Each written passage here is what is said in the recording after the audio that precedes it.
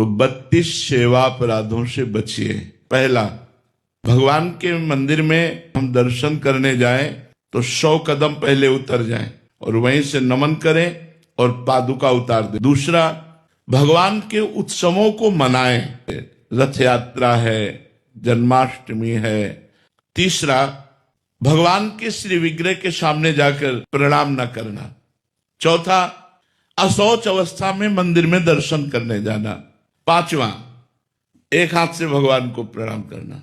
छठा, जब हम भगवान की परिक्रमा देते हैं प्रत्येक परिक्रमा में रुकना चाहिए और रुककर प्रणाम करना चाहिए और फिर परिक्रमा देनी चाहिए। जो बिना रुके हुए से घूमते रहते हैं अपराध है। सातवां, श्री भगवान के श्री विग्रह के सामने पैर फैला के बैठना। आठवां, भगवान के श्री विग्रह के सामने घुटने लपेटकर हाथों से बांध कर बैठना। नवां, आलस्य, प्रमाद, सोना। 10वां, श्री भगवान के श्री विग्रह के सामने कुछ भी पाना। 11वां, भगवान के विग्रह के सामने झूठ बोलना। 12वां, किसी को जोर से पुकारना। भगवान के श्री विग्रह के सामने चिल्ला चिल्ला कर बात करना।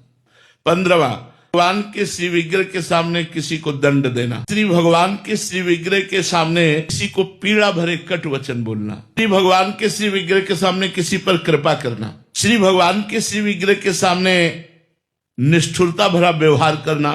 19वां, कंबल ओढ़ करके जाना।